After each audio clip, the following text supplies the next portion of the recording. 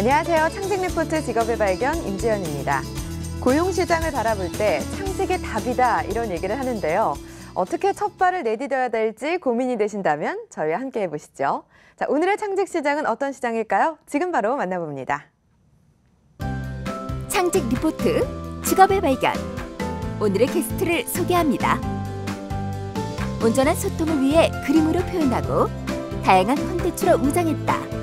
드로잉텔링 코치 이혜선. 그녀의 창직 이야기 지금 시작합니다. 네, 오늘도 역시 2014 창직 어워드 연말 경진대회 수상팀을 만나봅니다. 또 다른 대상 수상자이죠. 동덕여자대학교 아트 아틀리에 팀 이혜선 팀장, 그리고 멘토링 해주신 크레벤 지식서비스 조양호 대표와 함께하도록 하겠습니다. 어서 오세요. 반갑습니다. 안녕하세요. 네, 반갑습니다. 자, 대상을 받았다고 하는데요. 수상 소감을 좀 들어보고 싶은데요.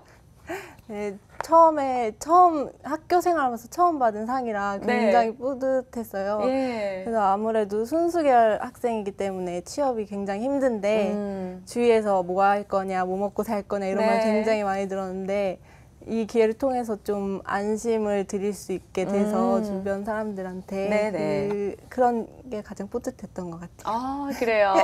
대상이라고 하면 사실 최고의 상이잖아요. 네. 그 경진 대회에서. 정말 뿌듯했을 것 같고 축하드린다는 말 다시 한번 전하고 싶습니다. 팀에 대해서 좀 물어볼게요. 팀 구성은 언제부터 하신 거예요? 팀 구성은 아트 아틀리에라는 타이틀로 1월에 시작했고요. 총 6명 멤버랑 같이 시작했고 네네. 그 시작하게 된 계기는 멤버 중에 한 명이 전에 이 창직 프로그램을 참여했었는데 네네. 굉장히 그 성과는 없었지만 뽀짝했다고 하더라고요. 네. 그래서 저희도 한번 이번에 해보면 좋을까 해서 같이 시작하게 됐어요. 네. 그러면 그 팀원 중에 한 명이 이미 창직에 대한 경험이 있었다는 건데 창직에 대한 얘기를 들었을 때 좀 생소하거나 좀 불안하다, 뭐 이거 해도 될까? 이런 생각은 안 들었었어요? 그러니까 창직이라는 게 처음에 딱 들었을 때 저희 의미도 잘 몰랐거든요. 그렇죠. 네, 그래서 찾아보고 했는데 이게 누가 만들어 놓은 길이 아니라 저희들의 생각으로 찾아가야 되는 길이기 때문에 그렇죠. 그 점이 처음엔 되게 모르고 어려웠었던 것 같아요. 네. 친구를 통해서 얘기를 듣게 됐고 팀원을 모으게 됐는데 특이하게 팀원들이 다 친한 친구로 구성이 됐다고 들었거든요. 네. 뭐 좀 장점도 있었고 단점도 있지 않았을까? 이런 생각이 들어요. 네. 그러니까 장점은 저희가 같은 과실을 생활하는 친구들이라서 아무래도 일상생활의 패턴이 같잖아요. 그래서 이 시간에는 제가 뭐하고 있네, 이 시간에는 그렇죠. 제가 뭐하고 있네를 다 알잖아요. 네네. 그래서 누가 조금 바빠서 일을 덜해도 그걸 그냥 이해할 수 있는 능력이 좀 있다는 그런 것들이 있었고요. 네네. 단점은 아무래도 너무 친하다 보니까 이렇게 뭘 해라 이렇게 딱 말하면 그거를 딱 실행하는 친구도 있고 맞아요. 못 실행하는 친구도 있는데 그거에 대한 그런 딱 정확한 기준이랄까 그런 게 좀 잡기가 힘들었던 것 같아요. 그렇죠. 아무래도 친구이다 보니까 좀 얘기를 할 수 없는 부분도 있었을 것 같고 여러 가지 좀 난관도 있었을 것 같다는 생각이 드는데요. 자, 우선 그 조양호 대표님이 멘토링을 굉장히 많이 해주셨다고 들었는데 언제부터 이렇게 인연을 갖게 되신 거예요? 9월부터 여름부터 저희가 창직 활동할 때 중간평가라는 걸 했는데 그때 중간평가에서 굉장히 잘 저희가 나아갈 방향을 얘기해 주셔서 저희가 굉장히 많이 컨택했거든요. 연락처도 물어보고 해서 저희 멘토링을 받게 됐어요. 그러면 뭐 수시로 만나기도 하고 전화 통화도 하고 그랬던 거예요? 네, 영상 통화 맨날 해주시고 하셨거든요. 아니, 제가 듣기로는 이 대회에 나가기 전날 새벽까지도 같이 이렇게 통화도 하고 그랬다고 하는데 그 얘기 좀 해주세요. 네, 저희가 딱 이제 멘토링을 여러분한테 너무 많이 받다 보니까 완전 정립된 딱 그런 게 없었거든요. 주제도 희미해지고 그랬는데 마지막에 이제 딱 저희 기량을 올려야 될 때 양호 멘토님이 거의 한 새벽 5시까지 정말요? 저희 몰골 막 이렇게 힘들어가지고 멘토님도 너무 힘들어하셨는데 네, 결국엔 잘 끝까지 마무리해 주셔서 잘할 수 있었던 것 같아요. 그 멘토링을 굉장히 의존을 했어요, 대표님한테. 멘토링 스타일이 어때요? 많은 분들을 멘토링을 받았다고 하는데 조영우 대표님 멘토링 스타일이 어때요? 되게 칼날 같은데 그래요? 칼날 같은데 되게 부드럽고 칼날 같은 스타일이어서 이게 뭔가 이렇게 따지기보다는 되게 이해도 해주시고 잘 조언도 칼날 같이 해주셨던 것 같아요. 대표님 이렇게 5시까지 이렇게 멘토링을 해준다? 이거 쉽지 않거든요. 그만큼 애정이 가는 팀이었나 봐요.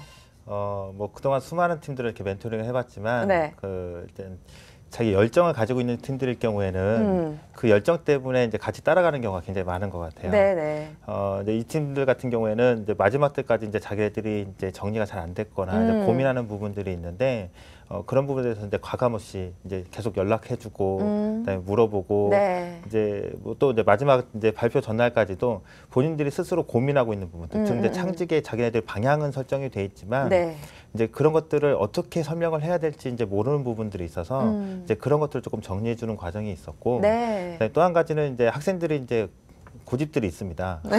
어느 팀이나 이제 다 고집들이 있고 또 그런 고집을 가지고 있다는 게 또 기업가로서 이제 앞으로 성장하기 위해서는 필요한 부분이기 때문에 이제 그런 부분에서 굉장히 도움이 되겠지만 예를 들면 자기들이 버리지 못하는 부분들이 있어요.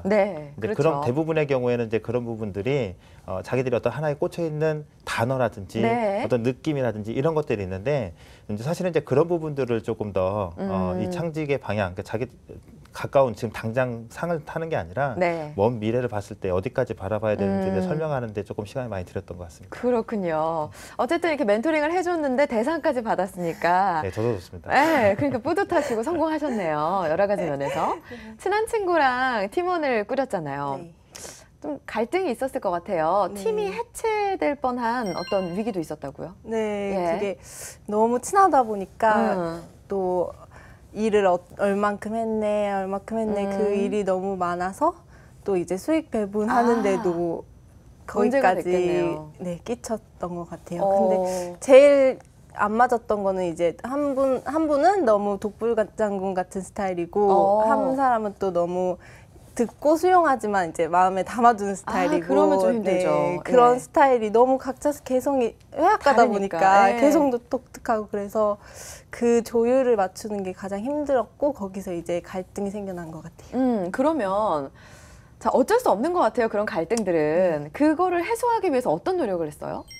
일단은 6명이 한 자리에 앉아서 굉장히 많이 토의를 했어요. 근데 거기서도 이미 좁혀지지 않는 얘기가 나올 수밖에 없죠. 나와서 마지막엔 한 친구가 결국엔 바뀌었거든요.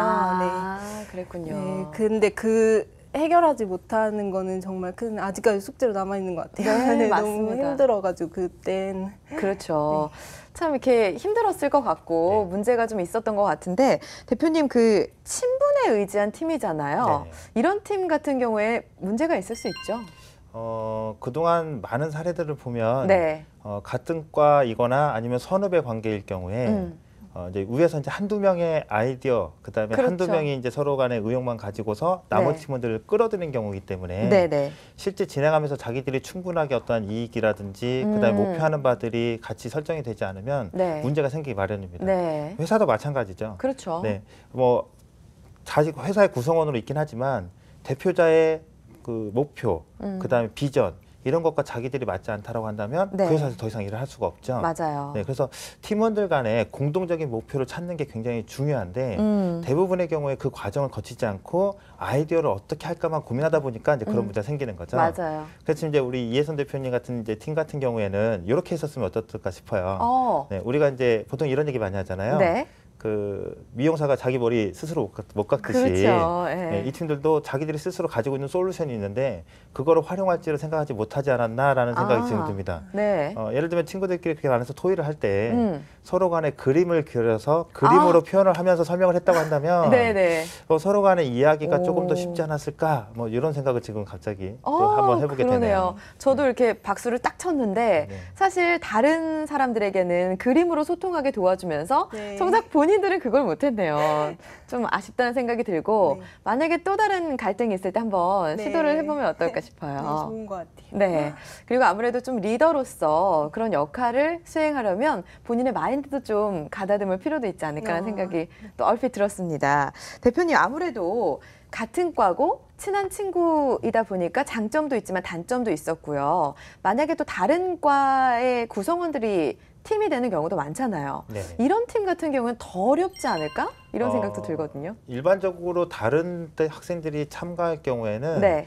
대부분 어떠한 목표에 대해서 공감하기 때문에 같이 하게 됩니다. 네네. 그렇기 때문에 사실은 같은 과에서 목표가 동일하지 않은 친구들보다는 훨씬 더 열심히 잘할 확률이 크죠. 아, 그래요? 네, 다만 어떤 것들이 있냐면 네. 개인의 성격이나 이런 것들을 잘 모르기 때문에 그 진행을 하면서 우리가 이제 성격 차이라고 얘기하는 것들이 이제 네네. 나타나기 시작합니다. 그렇죠. 근데 사실 성격이라는 거는 우리가 어떻게 딱히 규정을 할 수는 없지만 스타일은 알 수 있거든요. 네. 그래서 예를 들면 디스크라든지 네. MBTI라든지 예. 이런 검사를 통해서 자기의 성향과 상대방의 성향을 이해하게 되면 이제 서로 간의 프로젝트를 진행하면서 여러 가지 이야기를 나눌 때도 그런 것들 고려해서 얘기할 수 있기 때문에 그런 측면에서 아무래도 화합을 이룰 수 있는 확률이 큽니다. 그래서 이제 요즘 가장 이제 기업에서 많이 활용하거나 추천하는 네. 방법은 MBTI를 통해서 이제 16가지 성격 유형을 구분하고 그렇죠.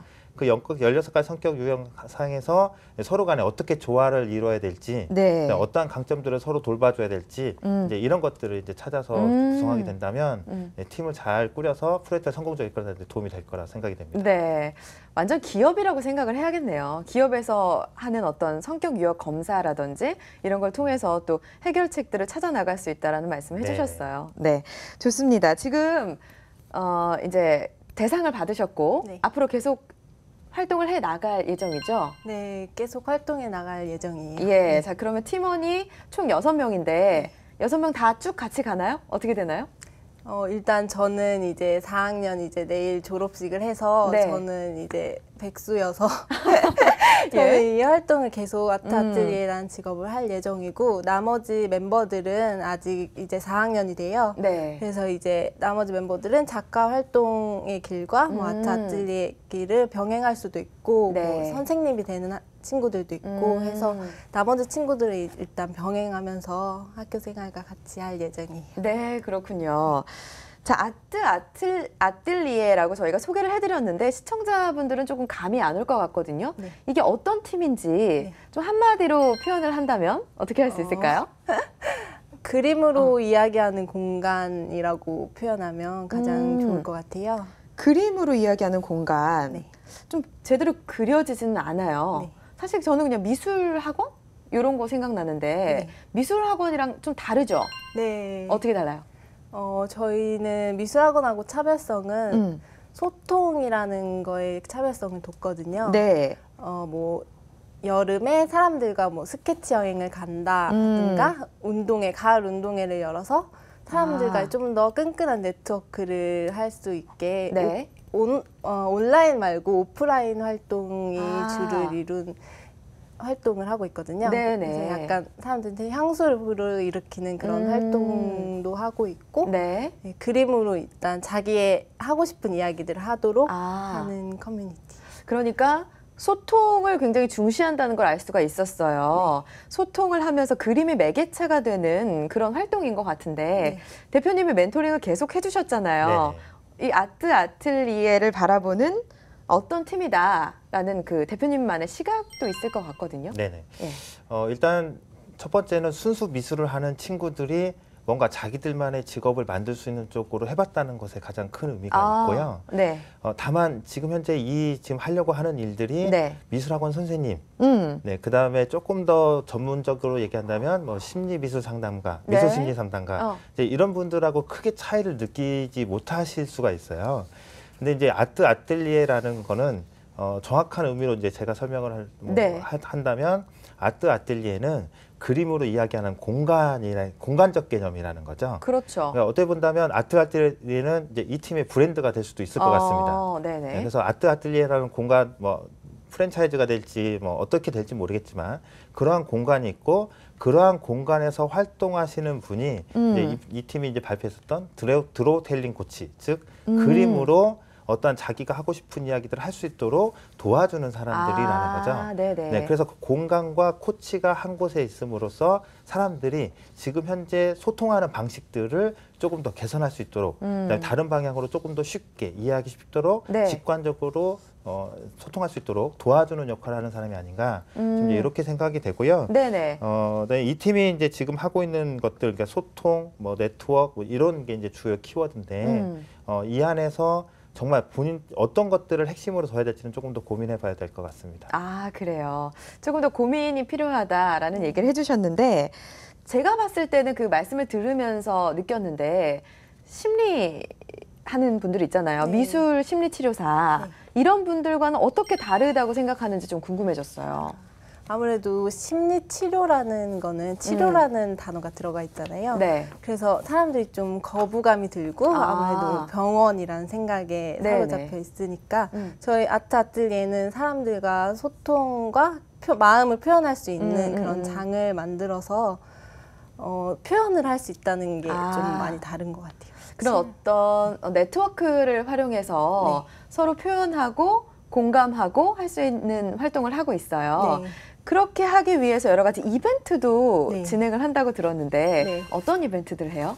여름에는 같이 스케치 여행을 떠나는 그런 이벤트가 있거든요. 네. 네, 그래서 저희가 20대 분들부터 30대 후반, 40대 초반까지 분들이 계신데 네. 이제 그분들과의 다양한 연령대 그러네요. 소통을 가능하게 하거든요. 네네. 네, 그래서 만약에 꿈을 이루신 분들은 그 꿈을 하고 싶다 하는 분들에게 멘토링도 해줄 수 있고 서로가 서로에게 멘토링을 네, 해주는군요. 서로가 서로에게 네. 멘토링하는 역할도 하고 이제 세대 간 소통이 가장 큰 것 그러네요. 같아요. 네. 오, 생각보다 되게 다양한 연령층이 참여를 하다 보니까 네.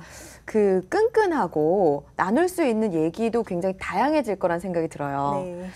스케치 여행 저도 좀 날 좋을 때는 가고 싶다는 생각도 네. 드는데 그런 거 말고 또 다른 것도 하잖아요. 네, 그리고 가을 운동회라고 해서 네, 이게 움직임을 통해 그림으로 같이 또 친해지고 막 깔깔웃다 보면 네, 서로 이제 더 친해지고 결속력이 생기는 그런 활동도 하고 있고 그렇죠. 저희가 근데 운동회를 그림?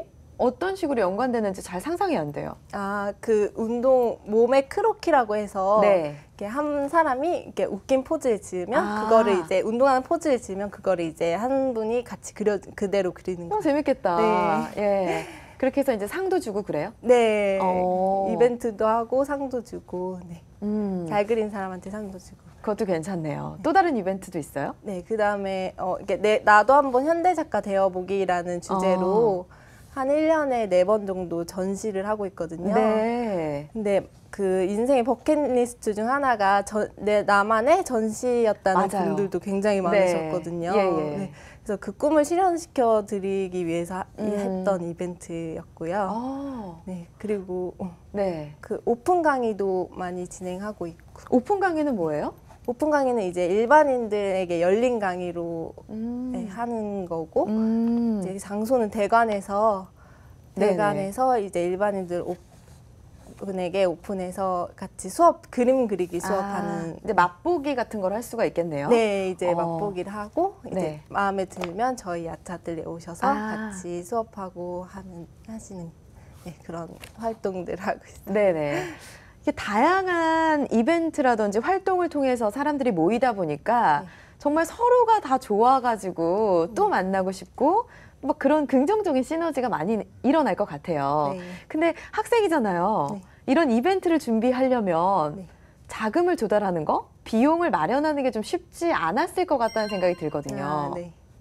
네. 저희가 그래서 그 문제가 가장 컸어요. 네. 어떻게 하면 사람들을 즐겁게 해줘야 되는데 그러니까요.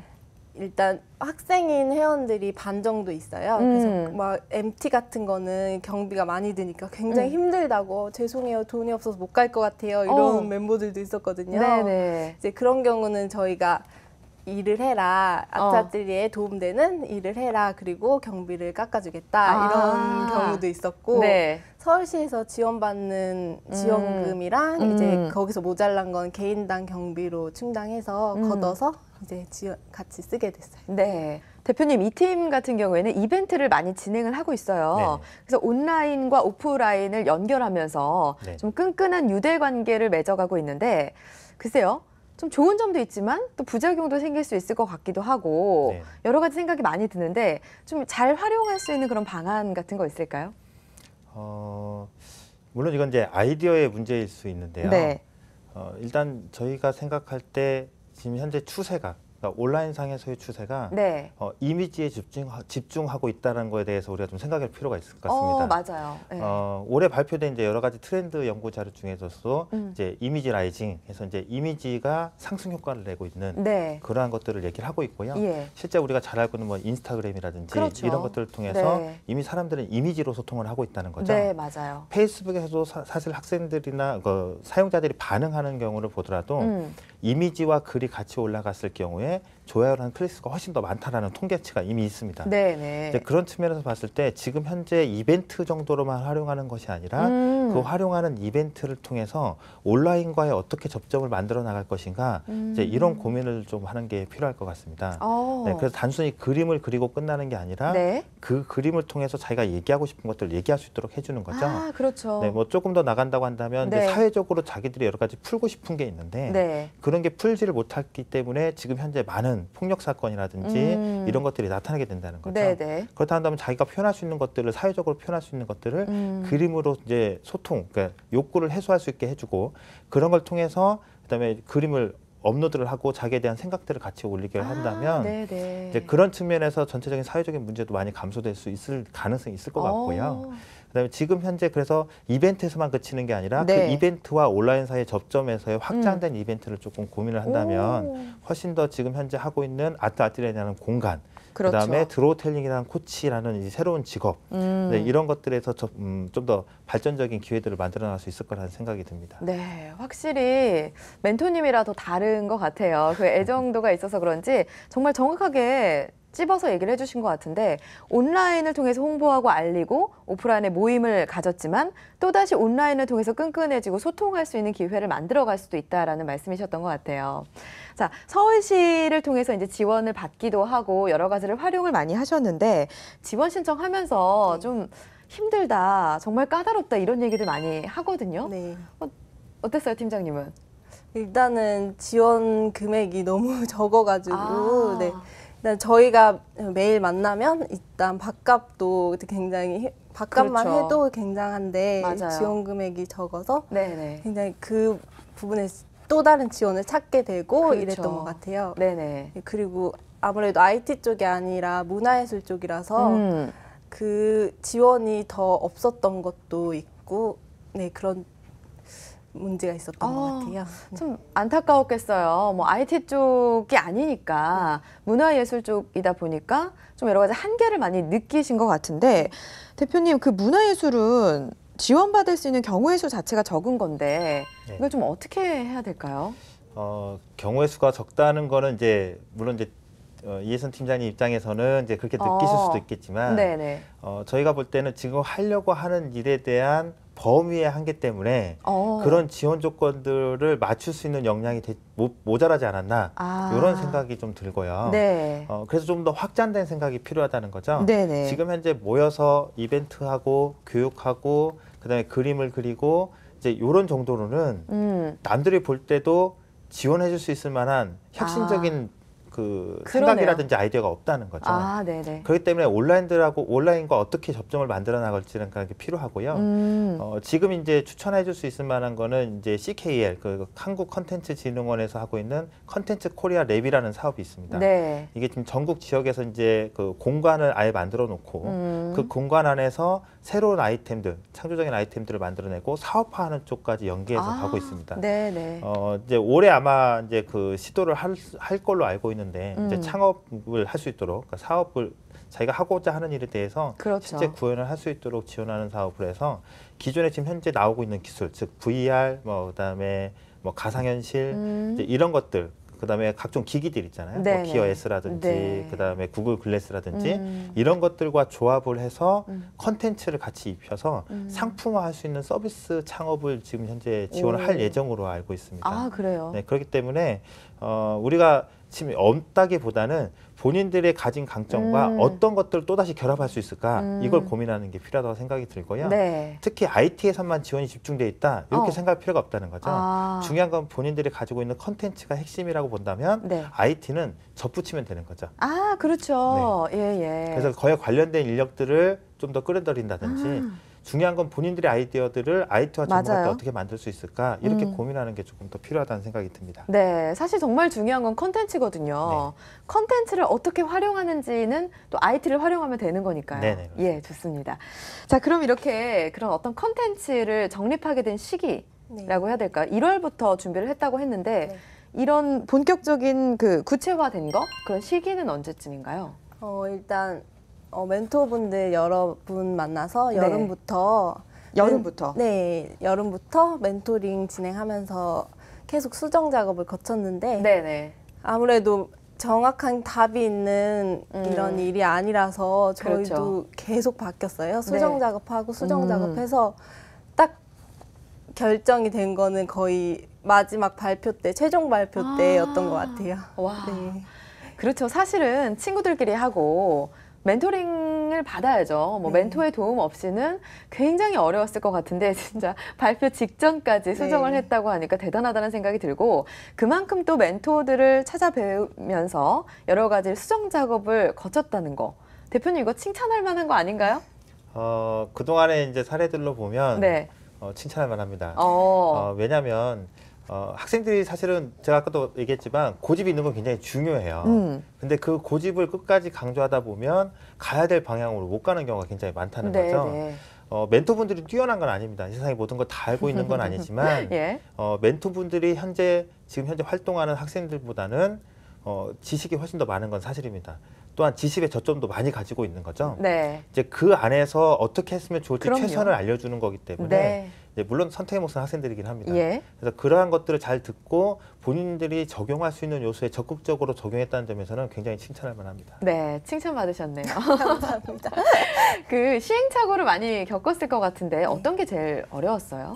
아무래도 일단 창직이란 거는 새로운 직업을 만들어야 되는 거잖아요. 근데 차별성이라는 게 가장 힘들었던 것 같아요. 차별성. 네. 예. 뭐 미술학원과 차별성, 아니면 뭐 심리치료와의 차별성 이런 게 가장 어려웠던 것 같아요. 저희는 계속 차별성을 말하고 있는데 멘토분들은 그거 아니라고 모르겠다. 네, 그래 예. 계속 그러시는 거예요. 그래서 그렇죠. 그 점이 차별성을 찾는 게 제일 어려웠던 것 같아요. 그렇죠. 그 차별성에 굉장히 많은 친구들이 집중을 하잖아요. 네네. 근데 그러다 보면은 시간만 잡아먹을 수도 있거든요. 네네. 그렇죠. 어떻게 해야 되죠? 차별성이라는 것을 우리가 받아들일 때 완전히 다르다라고 받아들이는 그 인식이 굉장히 큽니다. 네. 근데 우리가 얘기하는 창의적인 여러 가지 결과물들을 보면 네. 대부분 그냥 완전히 다른 게 아니었다는 거죠. 그런 것 같아요. 네, 예. 다양한 것들이 조합돼서 새로운 것들을 그러니까 컨텐츠가 입혀짐으로써 혁신적인 걸로 보인다는 거죠. 그렇죠. 네, 그런 측면에서 우리가 생각할 때 차별성이라서 완전히 다른 것만 얘기하고 있다고 한다면 아닌 경우가 굉장히 많다는 겁니다. 네네. 그러니까 창의적이라고 하는 것들이 기본적으로 예. 새로운 거긴 하지만 사람들이 충분히 공감하고 이해할 수 있어야만이 창의적인 걸로 인정받는다는 걸로 그렇죠. 우리가 네. 그동안의 통계를 봤을 때는 예. 네, 본인들이 차별적이라고 얘기하지만 상대방이 납득이 안 될 경우에는 맞아요. 네, 창의적으로 보기 어렵다는 거죠. 네. 차별성으로 볼 수 없다는 거죠. 너무 앞서가는 경우에는 공감을 못 얻고 인정을 네. 못 받잖아요. 네, 예. 그래서 이제 이 팀 같은 경우에는 어떻게 접근하는 게 좋겠냐면 네. 직무 재설계 쪽으로 접근하는 게 좋지 않겠나 생각이 듭니다. 예. 네, 이제 창직의 여러 분야 중에 하나가 이제 직무를 재설계하는 경우인데 지금 가장 첫 번째 대상일 수 있는 분들이 이제 미술학원에서 미술 교육을 하시는 분들이 되겠습니다. 그렇죠. 예. 네, 이분들은 지금 현재는 뭐 교사도 아니고요, 그냥 학원 선생님 정도의 명칭으로 활동하고 있는 거죠. 네. 그러다 보니 직업적으로 자기의 어떤 고향감이라든지 이런 것들은 굉장히 부족한 상태입니다. 그러니까 아르바이트 정도 하거나 네. 아니면 그냥 부업 정도로 하다 보니까 네. 전문성이 많이 떨어지게 되는 네. 거죠. 그래서 이런 전문성들 더 끌어올리고 이제 교육의 수준을 높이려고 한다고 한다면 이런 활동을 통해서 뭐 드로우텔링 코치라는 직업이 미술학원에서 전문적으로 학생들이 얘기하고자 하는 것들을 미술로 표현할 수 있도록 하는 그 미술의 정말 핵심적인 요소라고 제가 얘기할 수 있을지 모르겠지만 아무튼 미술이라는 건 자기 생각과 느낌이나 이런 것들을 그림으로 표현해내는 거기 때문에 네. 이제 그런 것들을 전문적으로 코칭해주는 사람이다라고 한다면 그분들이 직업적으로도 가치도 있을 거고, 그렇죠. 네, 그다음에 자기의 전문적인 전문성도 훨씬 더 드러나 보일 거기 때문에 네. 네, 그런 쪽으로 조금 직무재석의 방향으로 생각해보고 차별성을 가져가는 게 좋지 않을까 생각합니다. 예, 알겠습니다. 자, 그러면 이 아트 아틀리에라는 그런 시스템이 확정된 시기는 언제예요? 언제부터 이렇게 시작을 하게 됐나요? 시스템이 확정은 되게 딱 정하기가 되게 힘들어서 네. 그 과정이 있었는데 아무래도 제가 졸업반이다 보니까 마음이 되게 싱숭생숭해서 네. 남들이 다 가는 취업의 길을 가야 하나 제가 하고 있는 일을 계속 해야 하나라는 걱정을 많이 했는데 이번에 저희 대상 받고 나서 네. 좀 그때쯤이야 확정이 된 것 같아요. 네. 부모님 반응이 제일 궁금해요, 사실. 네. 제가 사실 부모님이 굉장히 반대하셨어요. 아, 그래요? 예. 창직뿐만 아니라 순수 미술을 한다는 것 자체도 굉장히 반대하셨거든요. 네네. 그랬는데 이번 이거 창직 발표회 때 같이 계셨어요. 아, 네. 오셨어요? 네, 근데. 근데 대상 받았네. 네, 대상 받고 진짜 어머니 아버지가 너무 좋아하셔가지고. 네. 근데 그 앞뒤가 좀 달랐던 것 같아요. 대상 받기 전과 후의 반응이. 네. 얼마나 뿌듯하셨을까요? 아마 주변 분들한테 우리 딸이 대상 받았다고 네. 막 자랑하고 다니셨을 것 같은데 그래도 이제 부모 입장에선 그렇죠. 그게 어떤 안정적인 생활을 했으면 하는 바람이 있는데 이게 또 그렇지 않으니까 수입이 당장 좀 나와야 되는데 이게 좀 확실해야 하거든요. 네. 걱정을 좀 그래도 하실 것 같아요. 네, 하시죠. 그래도 일반 저희가 졸업했을 때 할 수 있는 일은 작가밖에 없었는데 네네. 작가랑 같이 수입으로 연결할 수 있는 일을 조금이라도 할 수 있다는 게 저희들의 장점인 것 같아요. 아무래도 많은 친구들이랑 얘기를 나눠보면 그 수입 구조 때문에 투잡을 생각하는 친구들이 굉장히 많거든요. 네. 불안하니까요. 네. 투잡 생각 안 하고 있어요? 지금까지는 아직 좀 더 아트 아틀리에라는 일에 집중을 하려고 멤버들끼리 얘기해서 상의해 본 결과 아직까지는 집중을 할 생각이고 네. 정말 나중에 지원금이 없다 했을 때는 서로 각자의 일들을 좀 하면서 병행하지 않을까 싶어요. 아무래도 그 전공이 네. 이제 회화과이다 보니까 좀 할 수 있는 일들도 많이 있을 것 같아요. 예. 보통 나가는 진로가 뭐 학원 선생님 아니면 뭐 방문미술 어린이 방문미술 네. 정도가 있어요. 예. 근데 그 정도 근데 너무 많지는 않아요. 기술은 있긴 한데 그렇게 많이 열려 있는 게 아니라서. 네. 그래서 그 전공을 바탕으로 또 다른 어떤 새로운 직업을 이제 만들어내가는 과정에 있는데요. 대표님 조금 위험하지 않을까 싶어요. 어쨌든 생계 유지가 돼야 되는 게 또 직업이고 그럴 텐데 투잡을 아직 생각을 딱히는 안 하고 있는 것 같아요. 필요하지 않을까요? 선택의 문제입니다. 네. 그래서 뭐 제가 이제 투잡이 좋다, 아니다 이렇게 얘기할 수는 없겠지만 네. 지금 이제 우선 얘기하고 싶은 거는 학습이 조금 필요하지 않을까 싶어요. 학습. 네. 네. 지금 이제 창직의 방향, 그러니까 어떠한 직업을 할지는 결정을 했지만 이 직업을 어떻게 구현할지에 대해서 구체적으로 플랜이 없는 상태이기 때문에 지금 현재는 그런 계획을 세우거나 이제 이러한 과정 속에서 실수를 하지 않으려면 네. 어차피 이제 지금 창업 모델, 그러니까 창업도 했기 때문에 네. 어떠한 방향으로 가야 될지를 결정을 하고 거기에 필요한 학습이 필요하다고 봅니다. 지금 당장 뭐 세무 문제라든지 인사 문제라든지 이제 이런 관련된 전혀 지식도 없을 거기 때문에 네, 그렇죠. 네, 지금 누군가는 지금 그걸 학습을 해야 되는 상황이거든요. 그렇죠. 계속 끌어가려면. 그래서 지금 여러 가지들 모델들이 있기 때문에 네. 뭐 사회적 기업이라든지 그다음에 조합이나 협동조합이라든지 그다음에 각종 정부의 뭐 마을 단위 지원 사업이라든지 이런 것들이 있기 때문에 네네. 이제 이런 것들을 통해서 뭔가를 하려면 그거에 대한 학습이 먼저 필요합니다. 아까도 이제 그 문화예술 쪽에 지원이 좀 부족하다, 네, 찾기 어렵다 이렇게 얘기했는데 제가 볼 때는 학습의 문제라고 보거든요. 네, 그래서 누군가는 그런 걸 해야 되기 때문에 지금 빨리 자리를 잡으려면 뭔가를 더 한 가지 더해서 뭐 수입을 채우기보다는 현재 가지고 있는 수입을 최대한 활용을 해서 그거를 재학습에 투자를 해서 더 높은 가치를 만들어내는데 투자할 필요가 있다고 생각이 됩니다. 네, 그 더 높은 가치를 만들어내면은 나중에 또 이제 수입이 따라오겠죠. 네네. 그 팁이라고 할 수 있을 것 같아요. 학습을 해야 된다 하시면서 어떤 조합이나 마을 단위 사업 이런 얘기를 하셨는데 그걸 좀 더 얘기해 주실 수 있을까요? 기존에 그 멘토링 할 때도 이제 이야기를 했었는데 네. 지금 현재 이 사업을 운영하고 있는 그 안에 이제 구성원들을 보면 학교에서 순수 미술을 하는 네. 학생들을 같이 연결을 해서 지금 현재 이 아트아틀리에를 운영을 하고 있거든요. 네. 그런 측면에서 본다면 전체 대학의 수수 미술 학생들 중에 이러한 일에 관심이 있거나 네. 아니면 자기가 좀 지금 현재 작가로서 바로 성장, 그 이름을 드날릴 수는 없기 때문에 그 과정 속에서의 뭔가 자기 직업이 필요하다는 친구들을 같이 조합의 형태로 구성을 해서 네, 괜찮네요. 일종의 협동조합으로 활동을 하게 된다면 또 이제 협동조합으로 활동을 하면서 그 안에 구성원들을 통해서 지금 현재 운영하는 교육 프로그램, 그다음에 이벤트, 그다음에 다른 여러 가지 뭐 창조 관광 프로그램이라든지 네. 이런 것들을 구성해서 이 조합원들이 활동할 수 있게 플랫폼을 하나 구성을 해준다고 한다면 네. 아트 아틀리에가 본인의 그렇죠. 하나의 직업이 아니라 네. 다른 많은 사람들이 함께 영위할 수 있는 직업으로서 성장 가능성이 또 높아질 그렇죠. 거라 생각이 됩니다. 사회적인 어떤 의미라든지 효과도 따라올 것 같습니다. 네. 자, 활동을 하면서 가장 보람을 느끼는 순간이 있다면요? 일단 처음에 아트 아틀리에 오시는 회원분들은 다 이렇게 얘기하시거든요. 네. 저 초등학교 때 이후로 미술 처음인데 라고 다 얘기하시는데 네. 막상 해보시면 관심이 있으시기 때문에 굉장히 잘하시거든요. 그 안에서 또 다른 재능을 찾을 때가 가장 저희는 되게 보람 있는 일인 것 같아요. 맞아요. 네.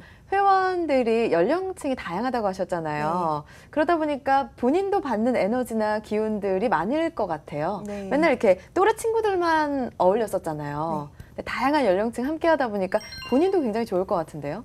네, 일단 많은 다양한 직업의 사람들과 얘기를 하면서 저희도 일단 배우는 게 굉장히 많아요. 그렇죠. 네, 그리고 또 특정 직업을 하시는 분들이 저희랑 같이 일해보겠냐 하시는 분들도 네, 굉장히 많으세요. 그게 또 연결이 되는군요. 네, 네. 그래서 같이 일하기도 하고 그런 이제 정보력이 좀 더 많아진 것 같아요. 많은 사람들과 소통하다 보니까. 네. 알겠습니다.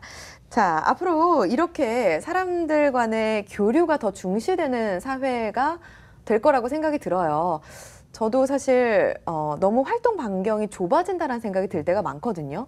이런 취미를 같이 하는 어떤 커뮤니티나 동호회 같은 걸 하면 참 좋겠다 이런 생각이 드는데 방향을 좀 제가 봤을 때는 잘 잡은 것 같다는 생각이 들거든요. 지금 현재 창직의 방향으로 보자면 네. 지금 이게 필요할 거라고 느껴진다는 거죠. 네네. 네, 그렇기 때문에 아무래도 관심 있게 지금 저희가 보고 있는 거고 예.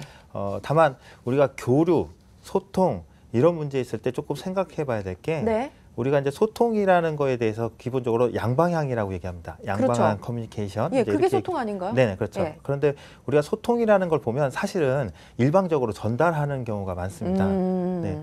그 실제 양방향 소통이라는 거는 네. 일방향으로 전달이 잘 됐을 때 피드백이 정상적으로 오게 되고요. 그렇죠. 양방향에서 서로 됐을 때 이제 양방향이라고 이제 설명할 수 있는데 네. 우리가 대체적으로 보면 이렇게 하시면 돼요.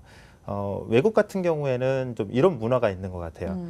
뭔가 얘기를 했을 때 상대방이 잘 못 알아들으면 자기가 좀 더 쉽게 알아듣기 쉽게 계속 설명하고 말하는 사람 입장에서 자꾸 이렇게 이해하기 쉽도록 전달하려고 노력을 하는데 저희 나라에서는 아무래도 네. 상대방이 얘기했을 때 듣는 사람이 잘 못 들으면 말하는 사람이 이렇게 얘기한다는 거죠. 아, 왜 이해 못해? 왜 이해 못하는데 네. 그러니까 먼저 이해를 하고 들어야 된다라고 이해를 한다는 거죠. 그러니까 못 알아들어도 그냥 가만히 있게 되는 거예요. 네네, 맞습니다. 내가 못 알아들었나? 이런 생각이 드니까. 네네. 그렇기 때문에 질문도 잘 안 하게 되는 맞아요. 거죠. 그러니까 결국에는 소통이 거기서 일어나지 않는다는 거죠. 그렇다면 지금 현재 방향은 잘 잡았다고 보이는 겁니다. 왜? 자기가 말하는 방법을 네. 어떻게 표현하는 방법들을 알려주는 거기 때문에 네네, 그렇죠. 그런 측면에서 앞으로는 꼭 필요한 교육이 될 거고 그다음에 이런 일들이 필요하다고 보기 때문에 방향 잘 잡은 것 같습니다. 괜찮네요. 아주 좋습니다. 자, 회원들이 네. 왜 이 아트 아틀리에를 찾는다고 생각해요? 일단 직장인분들은 대학 때 말고는 MT를 가본 적이 없잖아요. 그렇죠. 근데 뭐 대학생들이랑 그 추억이 어울려서 있는데. 네, 그렇죠. 대학생들이 어울려서 MT를 간다는 게 굉장히 추억을 되새김 시켜주는 역할을 하는 것 같아요. 그렇죠. 네, 그리고 아무래도 지방에서 올라오신 분들은 직장인분들은 아무래도 친구가 없고 하기 때문에 되게 외로워하세요. 네. 근데 온라인이 아니라 오프라인으로 활동할 수 있다는 거가 가장 큰 장점인 것 같아요. 그래서 그렇죠. 네. 많이 참여해 주시는 것 같습니다. 네. 그리고 또 활동을 하다 보면 그림을 그리니까 선물하기도 하고 그러겠어요. 네, 그렇죠. 그 팝아트 작품이 있거든요. 저희 수업 중에 팝아트 수업이 있는데 그거를 그려서 선물을 줘서 커플이 된 네, 그걸로 마음을 사로잡았다고 하시더라고요. 그 만남의 장을 또 형성이 됐네요. 네. 그렇군요. 팀원들이 다 그 회화과를 나온 거죠? 네. 미술을 전공한 건데 사실 미술을 전공하면은 어느 정도 밥벌이는 하고 산다 이런 얘기를 하더라고요. 주변 친구들 그래요? 일단 그거는 좀 약간 저희는 그렇게 생각은 하지 않아요.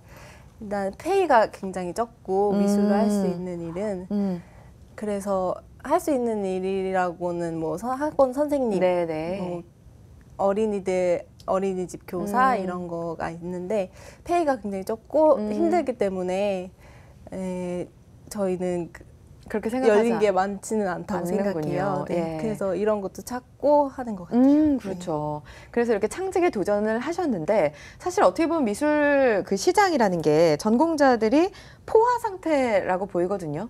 시장 전망 어떻게 보세요? 지금 상태를 보자면 말씀하신 대로 포화 상태죠. 그렇죠. 인원은 계속적으로 쏟아져 나오지만 일자리가 더 이상 늘지 않는 현상이 있고 일자리를 늘린다고 해봐야 자기가 직접 학원을 차리는 거 그런 정도밖에 되지 않기 때문에 미술 전공자들이 할 수 있는 일이 많지는 않다라고 볼 수 있습니다. 그런데 우리가 이제 미래를 조금 볼 필요가 있습니다. 어차피 직업이라는 게 지금 당장 영유하는 것도 되지만 평생을 보자면 3, 40년 가까이 자기가 영유를 해야 되는 거기 때문에 자기가 미술은 가진 재능이라고 볼 수 있거든요. 어떻게 보면 이제 역량이죠. 그렇죠. 그러면 이 역량을 어떻게 창조적으로 활용을 할 거냐. 라는 측면에서 지난 창직 과정이 계속 이루어졌기 때문에 이제 그런 부분에서 자기가 좀 찾는 노력이 필요하다는 거죠. 지금 상황에서 만족한다면야 뭐 특별히 드릴 말이 없지만 만족하지 못한다고 한다면 자기가 가진 재능을 어디에 접목했을 때 가장 효과적으로 사회에 기여도 하고 자기 스스로도 행복하고 그다음에 가치 있게 느낄 만한 직업이 될 수 있을까? 이제 이런 질문들을 조금 던져본다면 미술 전공자들도 앞으로 할 수 있는 일이 많아질 것 같고요. 그다음에 지금 현재 이제 인문학이나 이런 것들이 강조가 되면서 순수 미술도 상대적으로 어린이 교육이라서는 또 많이 강조가 되고 있습니다. 그 교육을 할 때 자기가 다른 교육들이랑 단지 미술 교육이 아니라 이 미술 통해서 어떠한 것들을 가치를 더 부여해 줄 수 있다고 한다면 얼마든지 특성화 있는 미술학원 운영도 가능해질 거라고 생각이 됩니다. 가치를 말씀해 주셨어요. 정말 말 그대로 이제 3, 40년을 영유를 해야 되거든요. 그게 즐거웠으면 좋겠고 가치도 있었으면 참 좋겠죠. 이 아트 아틀리에는 성장을 위해서 가장 중점을 두는 분야가 있다. 중점을 두는 부분이 있다라고 하면 뭘까요? 저희는 소통을 가장 키워드로 잡고 있거든요. 아무래도 이 커뮤니티가 유지하는 거는 소통이 있어야지만 서로 결속력이 있고 서로 뭐 챙겨주기도 해요. 너 왜 안 왔냐, 너 뭐 했냐 이런 커뮤니티의 사람들과의 정이 가장 큰 것 같거든요. 그래서 유지될 수 있는 건 소통인 것 같아요. 네, 알겠습니다. 자, 현재 상황에 대해 좀 얘기를 들어볼까요? 아트 아틀리에 어떻게 운영되고 있어요? 지금은 현재 커리큘럼이 진행되고 있는 단계인데 거의 마무리가 됐어요. 그래서 그 커리큘럼대로 2호점을 열어서 거기에 이제 그 커리큘럼을 그대로 써서 선생님들도 함께 고용하고 해서 2호점을 준비 중이에요. 그렇군요. 이렇게 얘기를 들으니까 할 일이 굉장히 많아졌어요. 바쁘게 준비를 해야 될 것 같은데요. 창직을 준비하는 후배들이 많아요. 대상까지 받았으니까 얼마나 그 존경하고 부러워할까요? 준비하는 친구들이. 창직을 준비하는 후배들한테 한마디 한다면요? 저는 가장 해주고 싶은 말은 많은 멘토분을 찾아가세요라는 말이거든요. 진짜 그냥 얘기해 주신 분들은 너무 많으세요. 근데 진짜 자신의 경험을 얘기해 주는 건 정말 값진 조언인 것 같거든요. 저는 많은 멘토분을 찾아가라고 얘기해 주고 싶어요. 많은 분들을 만나서 얘기를 나눴지만 멘토를 찾아가라, 많이 만나라라고 얘기하는 친구는 없었던 것 같아요. 사실 그 굉장히 많은 멘토를 만나면 너무너무 좋은 얘기를 많이 들으니까 좋죠. 네. 사실 그렇지만 또 혼란스러울 것 같다 이런 생각도 들어요. 뭐 좀 헷갈리거나 이분은 이런 얘기를 하는데 저분은 또 다른 얘기를 하시고 그러잖아요. 네. 좀 힘들지 않았어요? 저희도 끝까지 진짜 발표 전날까지도 굉장히 헷갈렸거든요. 네네. 근데 저희는 저희만의 딱 키워드가 잡기가 굉장히 힘들었었어요. 그래서 만약에 정확한 키워드를 잡는다면 멘토분들의 장점만 골라서 들으면 문제 없이 진행할 수 있을 것 같아요. 아, 그렇군요. 네. 알겠습니다. 자, 앞으로의 계획을 좀 들어봐야겠어요.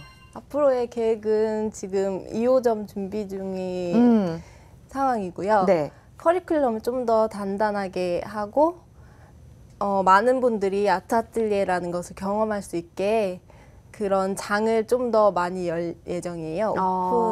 오픈 강의나 그런 경험할 수 있게 네, 그런 이벤트 같은 걸 준비하고 있습니다. 그렇군요. 아무래도 그 전공이기 때문에 그 과 친구들이나 함께 해서 그 강사들을 계속해서 양성을 하고 함께 하는 건 어렵지 않겠어요. 네, 그렇죠. 다들 이제 후배, 선배들이 다 탄탄하게 있어서 그 강사 섭외는 문제 없을 것 같아요. 네. 대표님 작년 여름부터 해서 계속해서 밀착 멘토링을 해주셨는데요. 오늘도 마무리 멘트 부탁드리겠습니다. 그동안 참 열심히 해온 거에 대해서 굉장히 칭찬하고 싶고요. 네. 다만 이 열심이 이제 열정에서 그치는 게 아니라 이 열정을 가지고 사람들에게 많은 것들을 나눠줄 수 있으려면 지금 하는 것들을 지금도 보다 구체적으로 설계할 필요가 있다라고 그렇죠. 이제 얘기를 해주고 싶습니다. 네. 아까도 이제 많은 방법들을 얘기했기 때문에 이제 그 중에 이제 잘 선택하는 게 굉장히 이제 중요합니다. 그렇죠. 물론 제가 얘기한 것들은 그동안 방법들, 이런 길들이 있다라고 이제 얘기를 해준 거기 때문에 거기에서 그 중에서 어떤 것을 선택해서 나가지는 본인의 선택이기 때문에 이제 그런 것들을 잘 선택할 수 있었으면 좋겠고요. 마지막으로 이제 한 가지 더 이제 얘기를 하고자 한다면 지금 도심 지역의 관광 산업에 대해서 굉장히 고민하시는 분들이 있습니다. 네. 이제 최근 대표적으로 이제 강남에 이제 관광협회처럼 이렇게 만들어진 조합이 있으세요. 네. 근데 그쪽에서도 강남 지역의 사람들이 그냥 놀러만 온다는 거죠. 그 명동이라는 데처럼 이렇게 활성화된 관광 지역이 아니라는 겁니다. 사람들은 많이 왔다 갔다 하지만 네. 이런 거에 대해서 이제 고민하시는 분들이 있는데 지금처럼 이제 이러한 지금 하고 있는 드로텔링 코치라는 것들을 활용해서 그 접목할 수 있는 관광 산업들도 좀 한번 고민해 보면 어떨까 싶습니다. 네, 문화관광체부에서 진행하고 있는 이제 창조관광이라는 사업들도 있습니다. 그런 부분 같은 경우에 어떻게 볼 때 강남 지역에서 할 수 있는 좀 특성화된 부분이 될 수도 있을 거라는 생각이 좀 들기 때문에 없다고 마시고 네, 자꾸 아이디어를 내시고 지금 현재 있는 것들을 어떻게 접목하면 잘 활용할 수 있을까 이런 고민들을 조금 더 깊게 하셨으면 마지막 조언으로 드리고 싶습니다. 네, 알겠습니다. 자, 이제부터 또 다른 시작이라는 생각이 들었습니다. 처음 열정 버리지 마시고 오늘 굉장히 많은 꿀팁을 주셨거든요. 네, 부지런히 노력하셔서 또 다른 좋은 소식 들려주시기 바랍니다. 네, 지금까지 아트 아틀리에 이혜선 팀장 그리고 크레벤 지식서비스 조양호 대표와 함께했습니다. 고맙습니다. 수고하셨습니다. 감사합니다.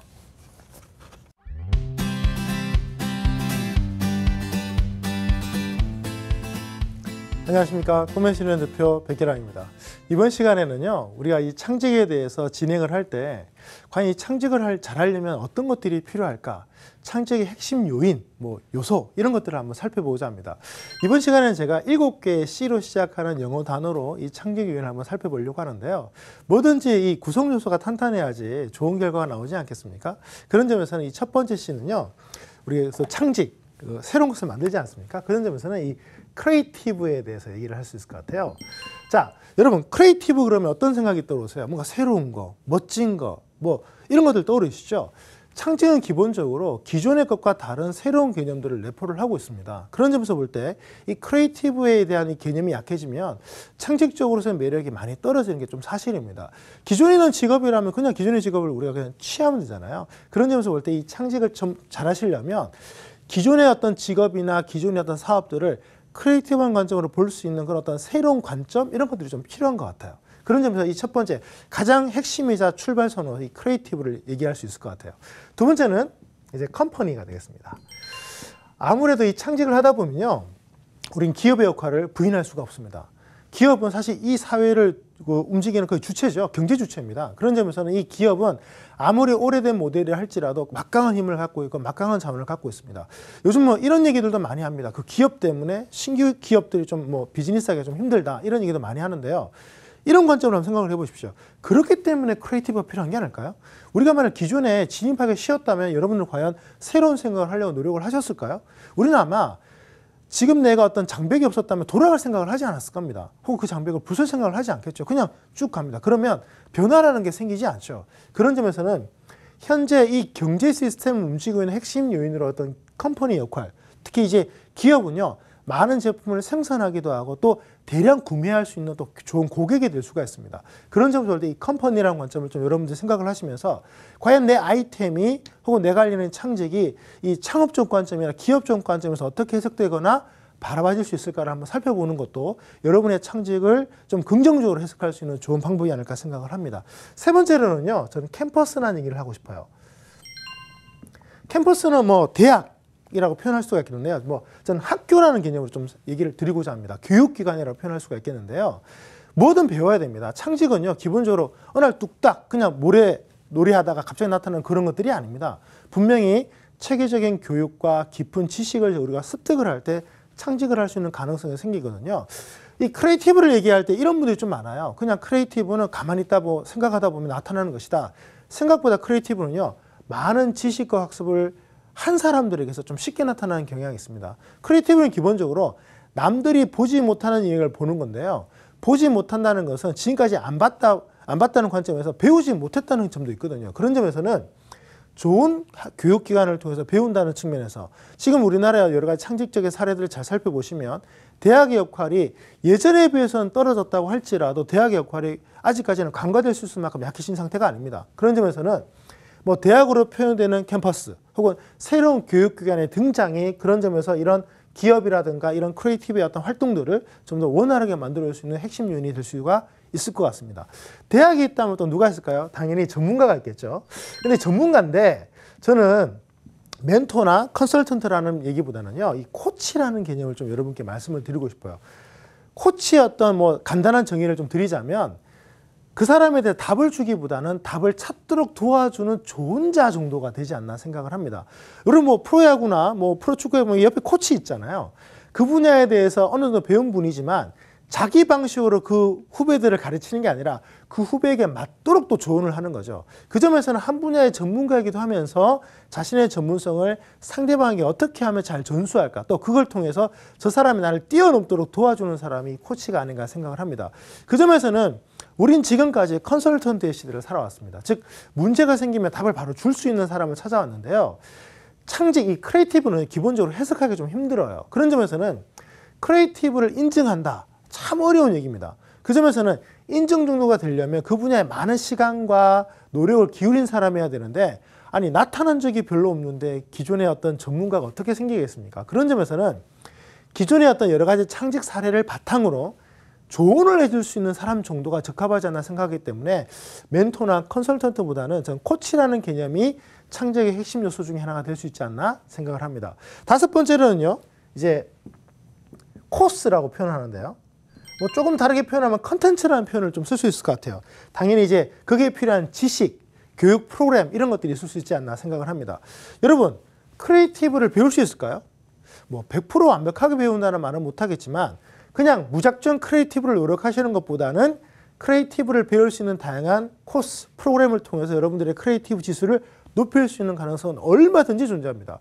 지금 우리가 타고나는 것 그대로 우리가 쓸 수 있는 것들은 많지 않거든요. 우리는 태어나서 많은 인위적인 교육을 통해서 많이 배워야 됩니다. 캠퍼스에는 코치가 있고 코스가 있겠죠. 그런 코스를 통해서 내가 원하는 창직을 100% 완벽하게 할 수 있지는 않더라도 어느 정도 거기에 필요한 관련 지식이라든가 경험을 좀 더 효율적으로 축적할 수 있다면 우리는 거기에 창직에 좀 더 많은 에너지를 쏟을 수가 있습니다. 예를 들면 예전에 하나의 직업을 개발하는데 10년이 걸렸다면 이런 코스를 통해서 기존에 중복되는 것들을 예를 들면 한 2, 3년 만에 끝낼 수 있다면 고스란히 7년이라는 시간을 새로운 것을 실험하는 데 쓸 수 있지 않을까요? 거기에 필요한 자본과 시간을 우리가 많이 줄일 수 있다는 측면에서 검증된 프로그램이나 컨텐츠를 우리가 배운다는 것은 꼭 필요합니다. 우리가 지금 공교육을 통해서 초중고를 지나고 그다음에 대학 교육까지도 어느 정도 우리가 기본적으로 받고 있는 시대를 살고 있는데요. 현재 대한민국을 볼 때 미래 가능성을 높게 보는 가장 큰 이유 중에 하나가 고학력자들이 사실 많은 것도 있습니다. 물론 사회적으로 볼 때 고학력자들의 취업률이 좀 떨어지는 측면에서 좀 어려움도 있지만 기본적으로 지금처럼 많은 고학력자가 있는 국가가 흔치 않거든요. 그런 점에서는 사회 전체적으로 많은 컨텐츠와 코스가 많이 개발되고 그걸 이수한 사람이 많아질수록 기본기가 탄탄해지기 때문에 그만큼 점핑할 수 있는 가능성이 높아진다는 측면을 여러분께 말씀드릴 수가 있을 것 같아요. 여섯 번째는 제가 센터라고 표현을 하는데요. 사실 개인적으로는 코리아 이 C를 좋아하기 때문에 코리아라는 표현을 쓰고도 싶습니다. 정부 정도가 될 것 같아요. 정부의 힘은 막강합니다. 특히 금융위기를 겪으면서 특히 정부의 역할이 커지기 시작을 하는데요. 정부가 미래 사회를 주도하기 좀 힘들어요. 사실 우리가 후진국에서 중진국으로 넘어올 때는 정부 역할이 참 중요한데요. 중에서 이제 선진국으로 갈 때는 기업이라든가 개인의 역할이 굉장히 중요합니다. 자, 그런데 생각을 해보세요. 기업이 도로 닦습니까? 기업이 복지를 하나요? 이런 측면에서요. 도로라든가 복지 같은 걸 생각을 해보시면 어느 정도 탄탄하게 기반을 만들어주는 게 바로 이 정부의 역할이지 않나 생각을 합니다. 특히 정책, 잘못된 법이나 이런 것들은 또 개정을 해줘야 되고 그런 점에서는 이 새로운 어떤 가이드라인을 제시를 해서 민간에서 기업과 개인들이 혹은 새로운 창직자들이 활동적으로 뭔가 이 역할을 할 수 있도록 만들어주는 게 이 정부의 역할이지 않나 생각을 합니다. 그 점에서는 가이드라인을 잘 제시해줘야 되고 지금 이 방송 혹시 국회의원분들이 보고 계시다면 참 국회의원분들이 법을 잘 만들어주셔야지 창직자들이 또 많은 활동을 할 수 있지 않겠습니까? 그런 점에서는요. 정부의 어떤 집행부, 그다음에 법을 만드시는 분 이런 분들이 역할이 굉장히 중요합니다. 그래서 우리가 많은 제약 가운데서 활동할 수는 없기 때문에 이런 부분에서 어떤 정부의 정책이나 이런 것들이 있다면 적극적으로 활용하려고 노력하시는 것도 굉장히 중요하다고 생각을 합니다. 일곱 번째는 제가 좀 재밌게도 콘서트라는 개념을 한번 붙여봤습니다. 최근에 우리가 서바이벌 게임 같은 것들을 많이 보셨죠? 나가수 열풍이라든가. 사실 우리가 이게 문화예술이 결합이 되면요. 창의성이 좀 쉽게 발휘되는 경향이 있습니다. 그런 것들이 한 자리에 어우러져서 파티처럼, 축제처럼 만들어지는 거. 저는 콘서트라고 표현을 하는데요. 이전의 창직과 다른 관점 중에 하나가 이제 직업을요. 굉장히 힘들고 어렵고 피하고 싶은 게 아니라 오히려 직장에 가고 싶고 그 일을 하고 싶은 저는 개인적으로요. 좀 워크홀릭이라 불릴 정도로 일을 참 좋아합니다. 아침에 일어나자마자 노트북을 열고 새로운 메일을 확인하고 새로운 사람들을 만나는 약속, 새로운 일을 시작하는 것을 굉장히 즐기는데요. 그런 점에서 볼 때 저는 제가 일하는 이 현장이 콘서트장이에요. 여러분들이 현재 일하시는 장을 콘서트장으로 만든다면 여러분의 어떤 직업을 콘서트처럼 만든다면 얼마나 멋진 일들이 벌어질까요? 그런 점에서 볼 때 이 콘서트라는 개념, 축제라는 개념 이런 것들이 여러분의 창직에 들어간다면 창직이 굉장히 다이내믹하게 변할 수 있지 않나 생각을 합니다. 자, 이번 시간에도 여러분들께 제가 또 창직 사례를 하나 말씀드려야겠죠? 오늘 말씀드리고 싶은 건요. 프로라이프 코치라고 합니다. 우리가 인생을 살아가면서 많은 어려움들이 있는데 이제 너무 복잡해서요. 이제 내 재정 계획 하나 세우기가 쉽지가 않습니다. 인생의 여러 가지 부분에서 전문가들이 와서 도와준다면 얼마나 멋질까요? 그런 점에서는 앞으로 프로라이프 코치들이 아마 나타나지 않나 생각을 합니다. 안타깝게도요. 이 프로라이프 코치는 현재 캠퍼스가 없어요. 학교에 이런 학과들이 없습니다. 그런 점에서는 앞으로 많은 창직들이 만들어진다면 또 그게 검증된다면 대학이나 교육기관에 들어가고 기업이 이걸 다루기 시작을 하고 교육 프로그램을 만들 수도 있지 않을까요? 자, 여러분 어떻습니까? 7가지 C를 보셨는데요. 이 전체가 다 했으면 좋겠지만 저는 이렇게 생각합니다. 7개 중에 한 3가지 정도라도 내가 우위에 점한다면 남들보다 앞설 수 있는 창직 전문가가 될 수 있지 않나 생각을 합니다. 여러분의 창직 어렵게만 생각하지 마십시오. 다 갖추기보다는요. 현재 내가 갖출 수 있는 좀 더 유리한 C를 먼저 선택을 해서 거기서 출발을 한다면 남들보다 더 좋은 결과를 낼 수가 있습니다. 우리가 남들보다 더 좋은 결과 낸다는 게 무조건 경쟁에 우위를 하고 상대를 패배시킨다 이런 관점보다는요. 좀 더 좋은 성과를 내서 좀 더 유리한 고지를 점령한다. 혹은 내가 좀 더 많은 기회를 향유한다는 측면에서 긍정적으로 해석을 해주신다면 이렇게 저희가 이렇게 7가지의 C를 연구하는 저희 입장에서도 굉장히 큰 보람을 느낄 수 있을 것 같습니다. 여러분 기억하십시오. 다 필요 없습니다. 이 중에 3가지라도 충분하니까 멈추지 마시고 부족하다 생각하지 마시고 지금이라도 창직을 한번 시작해 보시면 어떨까요? 네, 창직 리포트 직업의 발견 준비한 내용은 여기까지입니다. 자, 해가 갈수록 경기 사이클이 빨라지고 또 그에 따라 수많은 직업들이 생겼다 사라졌다를 반복하고 있습니다. 과연 앞으로 10년, 20년 뒤에 어떤 직업들이 생존해 있고 또 사라져 있을까요? 자, 저는 여기서 마무리하고요. 다음 이 시간에 찾아뵙겠습니다. 고맙습니다.